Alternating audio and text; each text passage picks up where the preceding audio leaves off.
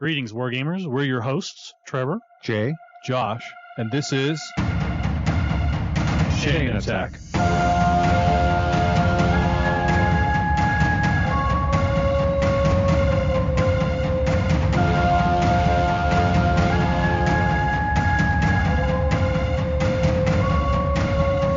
Chain Attack is sponsored by Discount Games Incorporated. Discount Games Incorporated specializes in customer service, low prices, and prompt shipping. You can find our web store at www.discountgamesinc.com.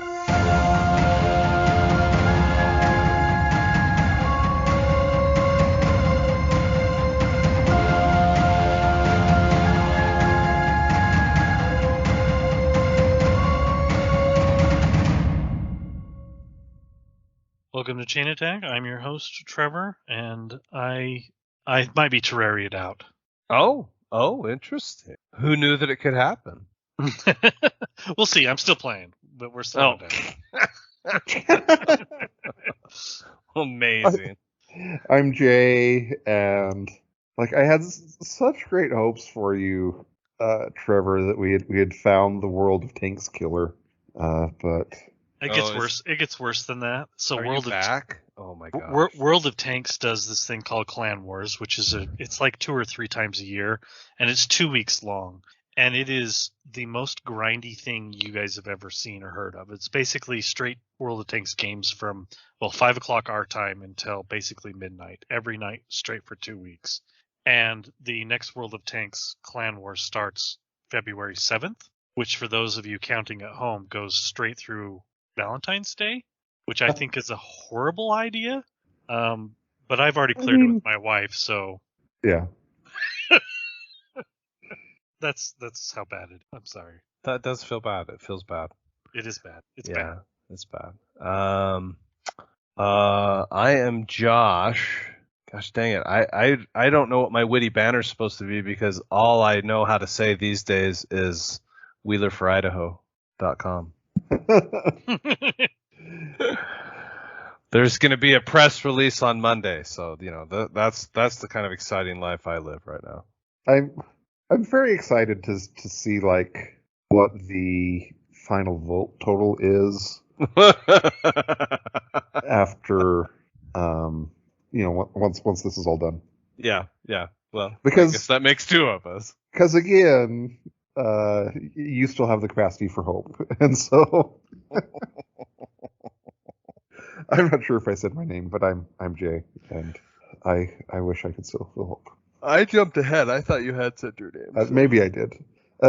I'm also we talked in the preview that I've been playing a lot of Heroes of Might and Magic 7 with Brian, hot seat in bed on our TV screen in our master bedroom. And last night, I think there's a decent chance that Josh had woke up before I fell asleep today. What time did you wake up, Josh? Well, I really woke up at 3:30, but call it 4:30 this morning. Are you saying that? But did I win on both of those? Yes, yeah. It was about 4:30 or 5 when I fell asleep. Oh my gosh! Woke up at about 9. So if I'm a little punch drunk during this, then that's why. We'll allow it. So speaking of punch drunk, I'm taking part in a medical clinical trial, basically. Okay. And so yesterday I was at this clinic for about 13 hours, and during this period they drew blood 46 times. Oh wow. Which each time they drew blood, they actually drew it twice. Once the blood that they threw away, and then once for a clean sample. So they actually took my blood 92 times, even though they're very, very small increments. I assume that they just have a port that stays in you. Yeah, they plug an IV thing into me that they just shut off and then turn back on. And anyway, at the end of the day, my vision was getting just a little bit blurry. Just having a tough time keeping my blood pressure up. Jeez. So yeah, I might be a little punch drunk myself. I have really bad veins, and every time I go to the doctor and they take blood, which as a diabetic happens once a quarter, They usually have to stick me 3-4 times. To put this IV thing in me, they stuck me 5 times in my left arm and never once got it to work. And so they had to move it to my other arm, which was not their preferred way because the study required the arm to be heated. So they had to heat me for 30 minutes before they could do this. So it put me 30 minutes behind because they had to move, well, more than 30 minutes after all the attempts at sticking me to the other arm. Anyway, so I feel way beat up today. Yeah, my dad will just have like these huge bruises on his arm from his blood draws. Yeah. So right. Discount Games Inc. Yeah, just go and in these dark times, the one bright shining light is spending money to feel better about yourself. So is more board games. Yeah, there's no better place than Discount Games Inc. to make this happen.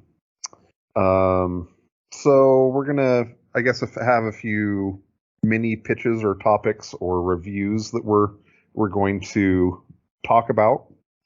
And the first, I guess, the first one I'm going to go with is more of a review with I'd hope that it would be like a review and a pitch of like, hey, this is really cool.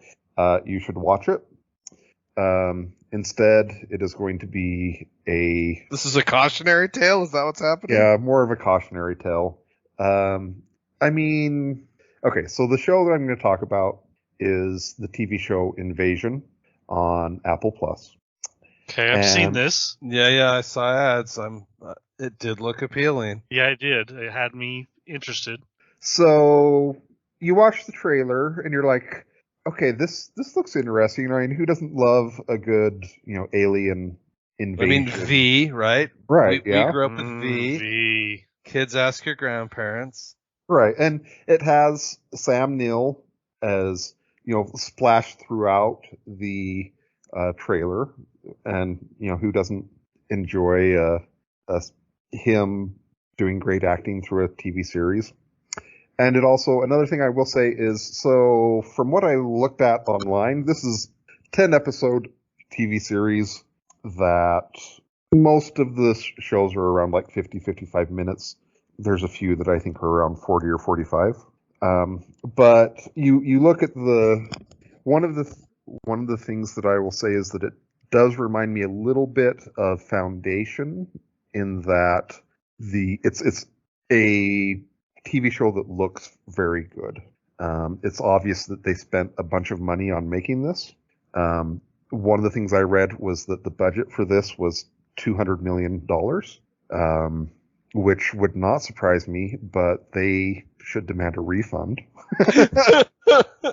That's such a crazy amount of money to me. Like, right?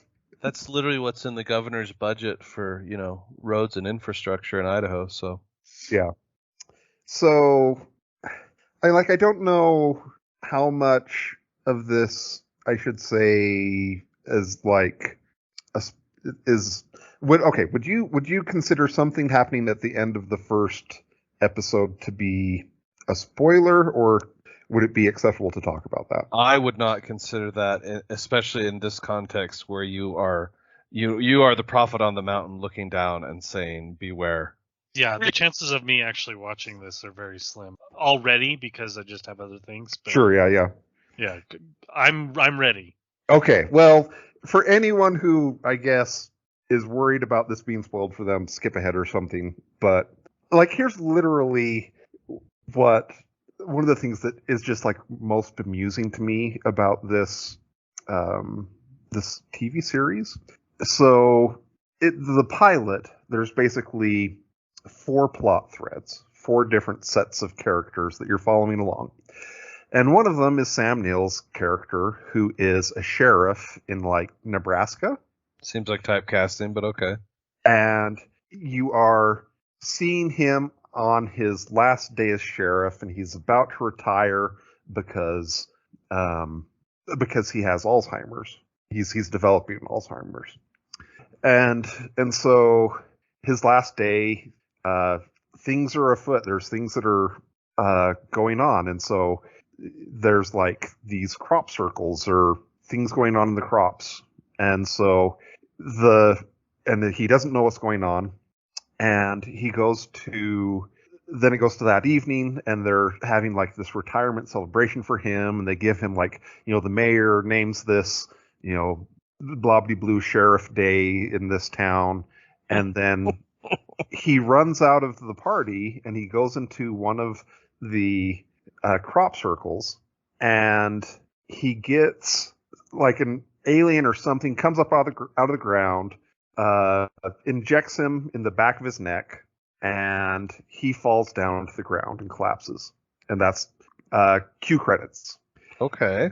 And so I end this and I think, oh, okay, so this is probably going to be like a Body Snatchers. Yeah.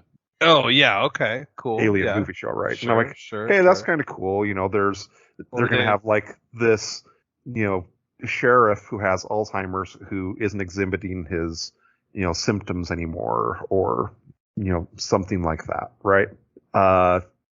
If you tell me he's dead, then we're done with this pitch. In the remaining 9 episodes, you do not go back to Nebraska. They make no reference to Sam Neill. There is nothing in reference to Body Snatchers. I have no idea why he's in the pilot, other than to be Sam Neill in the trailers to get people interested in the show. What? You son of a gun. You are literally kidding me with this, right? I'm not kidding you. This is an elaborate hoax. The entire episode is a J hoax. Yes? No? I don't.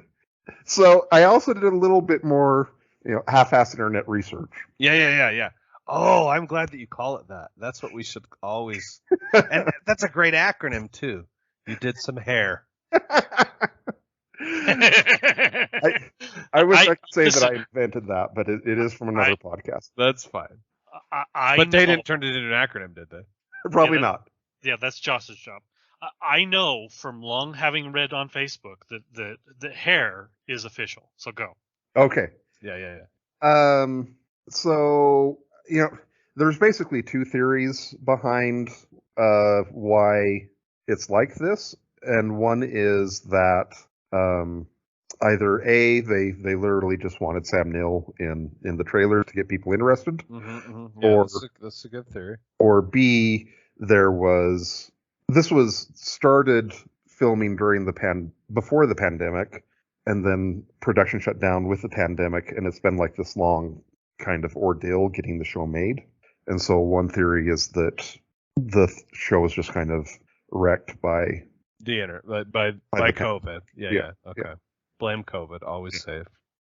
But you would think that this is like the type of issue that a show couldn't recover from, or that but the problem is that there are just weird things there are things that happen in the movie that you have no idea why they happen, or what's happening, or things that like plot lines that never get resolved. It was written by Robert Jordan.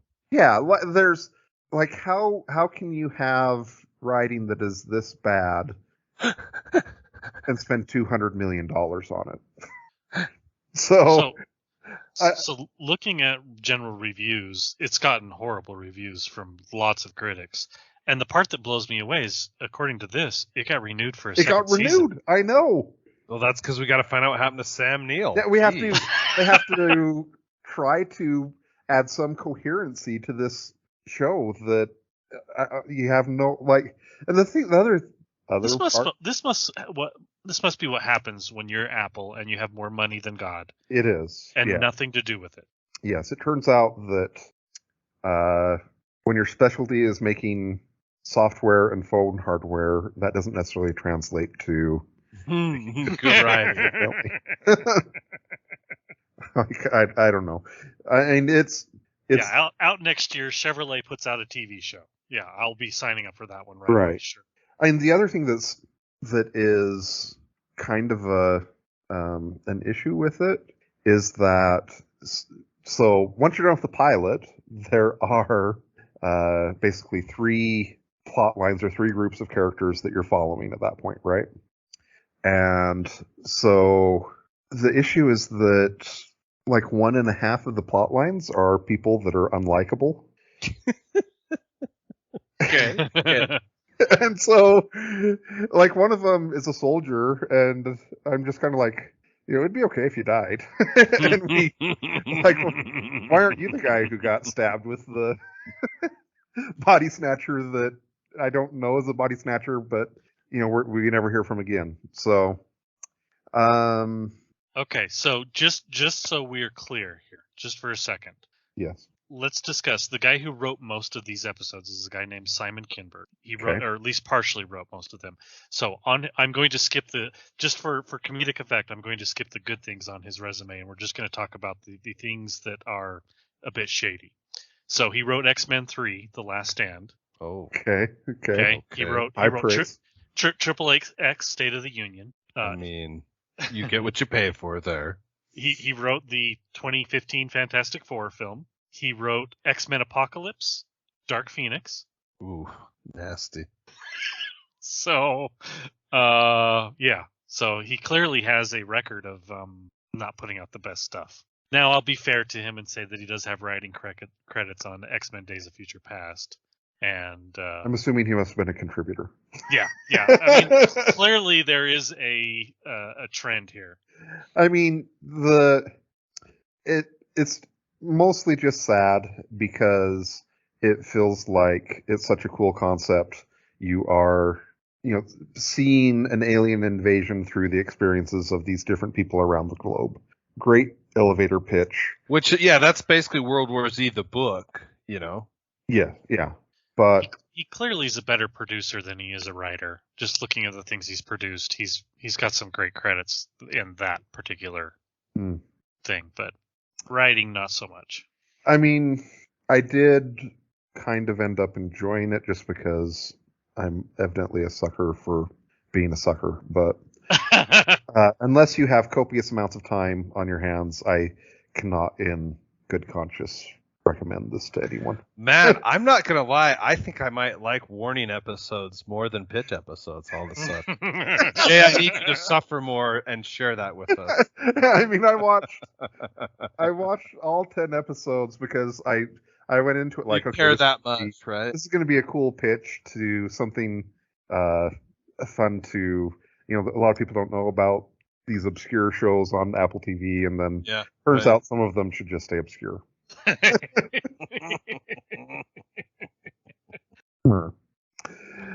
Okay. So Josh. my brief pitch is really I want my co-hosts and our beloved listeners out there to decide which of the 2 board games that I acquired this week should I actually focus my attention on, reading the rules and fantasizing about and never actually playing. Okay. All right. Does this include the Eklund one? Yes, it does. Excellent. I have some opinions. Let's see. So I'll tell you the games, and then I'll just give you the the Board Game Geek description, and then you can ask me questions if you want to know more about them, which I probably won't know that much more about them. But so yes, game number 1, which I acquired in a trade as I was over politicking in Boise. I took a game called Brew and traded it to a dude for a game called High Frontier. You made out like a bandit here, by the way. Yes, yeah, no, like 100%. It's funny, the guy, he reached out to me and he was like, "Hey, I only ever play this at a friend's house and he already has a copy, I'm looking for a good home for it." And I'm like, "Am I a good home? Am I a good home?" Boy, Josh, this is debatable, right? Yeah, right. Yeah, so this is the 3rd edition, and apparently there's a 4th edition. There's 4th edition rule books that came out for it. So anyway, I haven't dug into it any more than that. But yeah, I think they're printing the 4th edition soon, or maybe it was Kickstarter. I'm not 100% on that. Okay, and they might have just had the rule books kind of thing. I don't know. I'm not going to even try to venture, but I sort of glanced at it a little bit. It sounded like it was coming.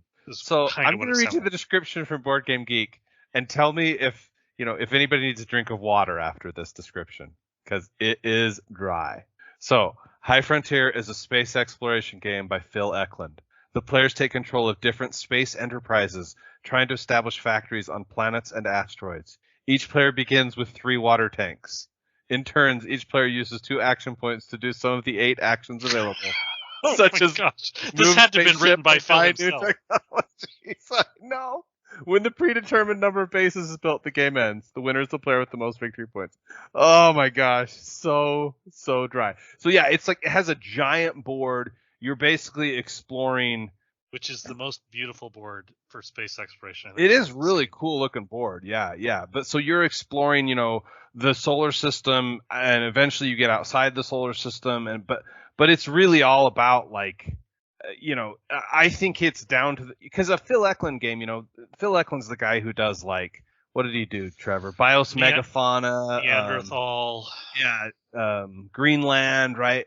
And his games are like he cares more about the simulation than the game, right? Like he wants there to be about the science behind rule about like your caveman severed his Achilles tendon and this is how he will die and why, and it's like I don't think that's 100% fair because he does make some of his games are fun.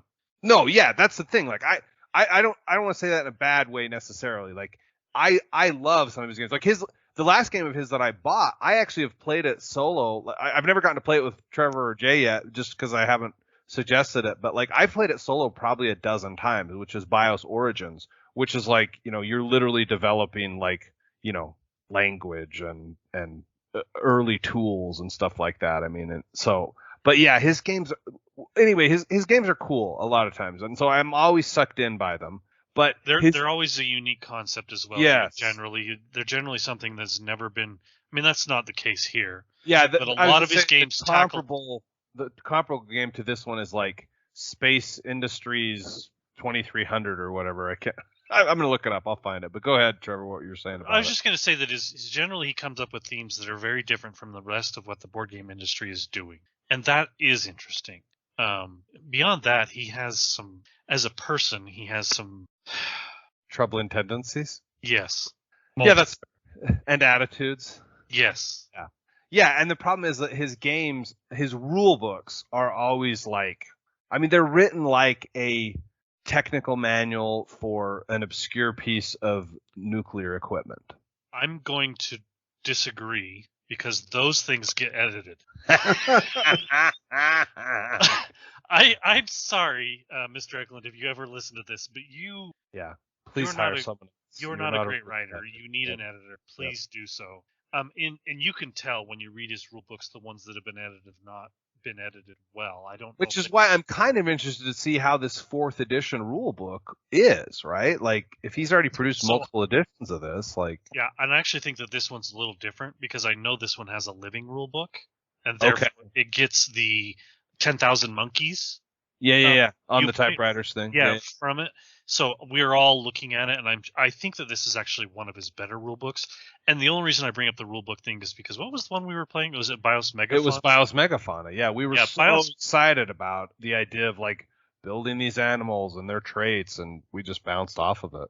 Yeah, the rule book was just horrendous, and I haven't gone back and seen if somebody in the community has, made a guide or whatever, because I lost all interest at that point after we tried to play it because it was so esoteric and the rules were just written so poorly. It just games like that I give up on.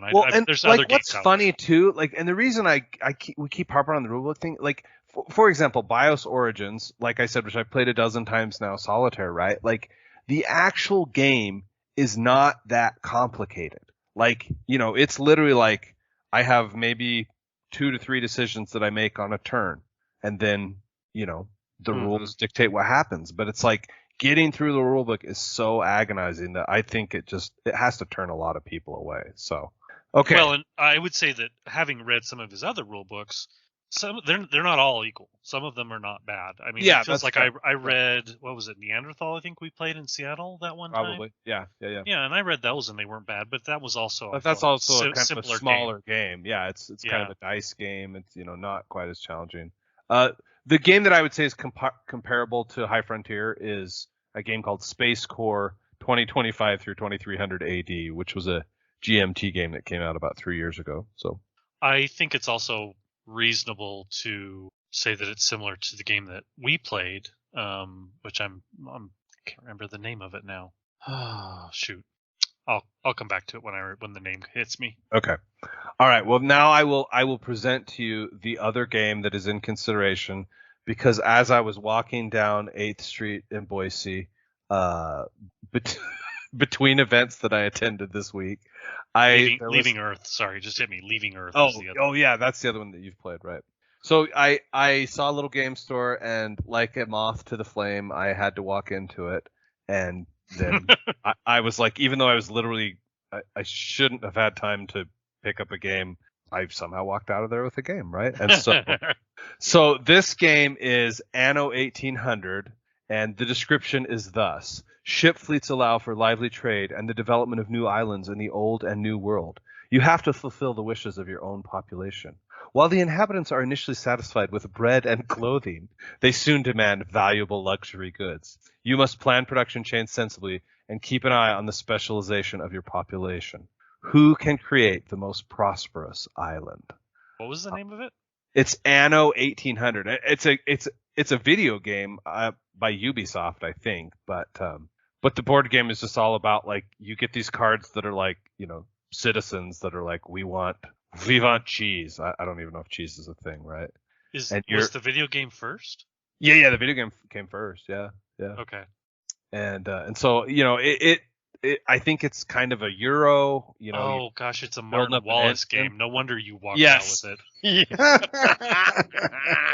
I'm contractually obligated to hate both of these games. Trevor knows his audience because of the designers in both cases. Yes, probably. The truth is both of them are like a love-hate relationship. They're Trevor, this one looks like a card game. There's cards in it. So. Oh, son of a! I'm out. And when he says out, he means all the way in. He's deep. Yeah. Yeah, so it's cool. I mean, it looks like every player has like their own little island board, and you're building up an economy on your island and trying to satisfy these citizens and anyway. But yes, you are 100% right. There's been some reviewers on Instagram and stuff that have spoken pretty highly of it, and that affected me a little bit. But yeah, I'm like, oh freak, it's a Martin Wallace game. So how long has it been out? I think it just came out end of. Oh, actually, no. What the heck? It says. I thought it just came out end of last year, but no. It says on BGG. It says the publication date was 2020. Well, pandemic. Yeah, I guess maybe it's only hitting shores here. That could be the anyway. So those are the two. My co-hosts. Which one should I read the rules for first and fantasize about never playing? Okay, so I'm going to jump in here because this is conflict of interest, clearly. Yeah, it's true. When you first posted that you had gotten High Frontier, I saw the theme. I'm like, oh my gosh, how do I when can I play this game? Yeah. And then I saw that it was by Phil Eklund, and I'm like, oh gosh, when can I not play this game? Mixed emotions. Yeah, and then I read some reviews, and they all said the rule book was pretty good, and all of them had the same huge but. That this was that this is one of the most complicated games that any of them had ever played, and I'm still trying to figure out where you can. It seems like you should be able to order Board Game Geek on complexity. But I'm not figuring out how to do it. But so its weight rating on Board Game Geek is 4.7 out of 5, which has got to put it in at least the top 50. Yeah, like now I want to find 5. Like what's a 5? Yeah, what's a 5? What's Western Empires? I'm going to look that up really quick. Oh, it's got to be way less complex than that. Yeah, probably. Yeah. So 3.29. Yeah. So and basically every review that I read basically said the same thing. You will get tons of rules wrong the first several times you play this game.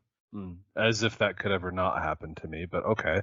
Yeah, well, that compounds on what I already know will happen.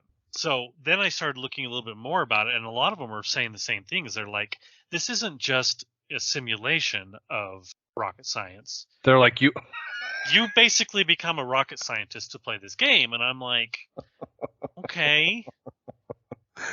You're losing me a little bit, because I thought Leaving Earth was complex, right? Yeah. Although most people kind of agree that Leaving Earth is sort of a mathematical simulation, where if you're good at math, you're going to do well at the game. There's not a lot of, beyond the math, it doesn't have a lot of choice, which I totally understand. And this game, I guess, puts that one to shame as far as complexity is concerned. Yeah. Okay. So I like a good complex game, but this one's starting to push the edges for me. And knowing that it's a Phil Eklund game makes me realize that, yes, they are not lying when they say that the weight's 0.7. And there's probably a few people out there who are like, oh, it's not that bad, who've driven the rating down. Yeah, right. So if I'm going to, trim my fingernails with a cheese grater, I'm going to choose Martin Wallace over Phil Eklund. That's just me. Wow. All right. Jay, weigh in on this. I would probably pick Martin Wallace, but it seems like probably because it's closer to Goa, It seems like such a hypothetical question because I'm gonna read the rule books. It's really Really, that's all you're saying is like, which rule book should I read first? Well, you're gonna read both because you enjoy it. So whatever. But like, we have no line of sight on ever being able to play Unfathomable, and that's true. Which definitely gets prioritized above these. Yeah, no, yes. I agree. I'm so heartbroken though, because I want to play High Frontier and I want to play it bad. Like, I see it I think you will probably like High Frontier more, Josh, because like most of the reviews say that like your chances of failure are high. Like, this game is going to beat you down. Yeah, no, that is, you are 100% right that I'm excited about that. See, I read a review that talks about 3rd edition also being quite good, all of them say that it's a good game. It's just it's really complex. So, stay tuned. It has a higher BGG rating than other game. It's also older though. It's older. That's fair. But I do think the other thing is I think I can do High Frontier solo, right? And so that's the one thing about Eklund games is I feel like I can learn them solo. And so in the hypothetical world that Jay has described, the multiverse wherein I have not made some of the life choices I made, that we would be able to play it, and I would have made some of the mistakes on my own before trying to subject everyone else to it. Although the review I read, it made it sound like the solo game was at least partially different. Yeah, it sounds like you have to like strap on all of the variants and stuff to make the solo game work, basically. So why not make it more complicated? All right, I have heard the court's decision. I will pursue Anno 1800 first. So, don't get me wrong. If you called tonight and said, "Let's play High Frontier," I'd be over there in a hot minute. I have a board game I want to talk about / an experience as a drug dealer, I guess. Okay. So, every day, I get email solicitations from my distributors, and especially with board games, there has to be something fairly noteworthy for me to be like, okay, yes. Like stand up and take notice, yeah. Yes, yeah. So there was one that I got, and I'd never heard of it, and I looked at it and looked up some information and immediately went, this is so ridiculous. You already ordered me a copy, right? Yes, and so then I linked it in Discord, and I was like, Josh, I have this new ridiculous strain of marijuana that is, it's mellow, it's long lasting. Your reference really makes me want to see the Breaking Bad where the guy with cancer starts selling magic in 1992. And so amazing. Here's the synopsis of this board game. Vampire the Masquerade Blood Feud is a highly thematic, team-based strategic game that plays 4 to 32 players. Oh my gosh! Tell me more. And is run by 1 to 2 storytellers who interact and play. You may play as one of the warring vampire clans such as Ventrue, Tremere, Gangrel, Toreador, or perhaps you'll choose to be one of the human factions fighting for their own desires, such as City Hall, the Mafia, or the Arcanum, with many more. Why does this sound like LARPing in a box? Because it is. 100%. Additionally, the game integrates the story world of Vampire the Masquerade by adding storyteller scenarios that add an optional narrative approach to the game. Players gain disciplines which give them powerful supernatural abilities unique to their characters. Lastly, teams will choose their ambitions which allow for multiple paths to victory, such as being bloodthirsty, manipulative, greedy, or somewhere in between. Blood Feud is dubbed a mega board game because, unlike a traditional board game, it isn't played on a single table. Blood Feud requires a large room or 2 separate rooms with 2 to 4 tables. Holy crap. It's just built for a convention. I just have to ask, are you required to walk back and forth between the 2 rooms yelling obfuscate? Obfuscate, obfuscate, obfuscate. Yes. Oh, please say that you are. One game table features the cityscape and orders, the map where players move their forces around the city and orders them to fight and take control of important territories. The other game table features the council and market, where players use their best diplomatic and resource management skills to make sly trades, buy upgrades, and player level ups, and make large political decisions. Oh my gosh. That will shape Ladies and Gentlemen meets Vampire. Yes. You're right. Yes. Will shape the destinies of teams to determine whether they win or lose. In order to win the game, teams earn victory points through the completion of legacies, which are secret objectives that can consist of all sorts of tasks and achievements earned through gameplay. So I'm on board. I shouldn't be, but I'm 100% on board. How do we get 32 It's so ridiculous, and I so want to play it. Oh, we're just going to make an event that is just this. That's what this is. This is what a bespoke con is literally made for, in my opinion. What is its time play range? It was actually low on what it had listed. Oh, really? Under an hour kind of thing? Or no, I think it was 2 or 3 hours. Which okay, but still not like a day. Not 8. Which a week. Right. Never mind. I'm out. I'm less interested all of a sudden. I'm kidding. Yeah, reasonable to be able to potentially get 32 players to commit to. Right. Unlikely, but possible. This would be the new height of madness for us. Yeah, I'm excited that we ordered this, Jay. How much are we spending on it, by the way? It is a $200 suggested retail game. Holy crap! Oh shoot, we're not behind the paywall anymore, are we? Okay, Laramie's never listening to this, so I should be okay. Oh my goodness, that is more than my Return to Dark Tower. Did you ever see that yet, by the way?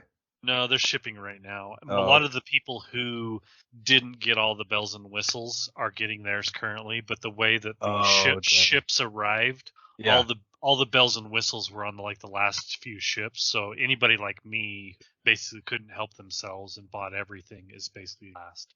That's unfortunate. I expect that I'll get mine probably the end of February-ish. So they have told me to. They sent me an email that basically said, yeah, especially because I know they're shipping a ton of them. Yeah. But they sent me an email saying, here's your last chance to upgrade address. So, but from everything I've seen, from the point of that email to the point where you get the email of your items have shipped is usually weeks. So 3 to 4 weeks. So it's still a ways out, which is really rough because they're being sold in game stores who backed backed the base amount, and they got 5 to 10 of them or whatever, and so they're on shelves all over the place. It's killing me right now. All right, I have one final pitch. No, I think we need to plan 32 people. How do we get this done? Okay, well, we just need to figure out the day. Honestly, I feel like. It feels like this should happen in October, right? Do we collectively know 32 people who will actually show up? Who would do this? Yeah. Well, here's the thing. There are people that I think you could pitch this to, and I just don't know if you would want to. That would be no, don't take that the wrong way. I mean, people who would love to do a dinner murder mystery game. You know those games I'm talking about, right? I'm saying that you would pitch this to Muggles? Yeah. Is that crazy? Am I? Yes. No. You don't think?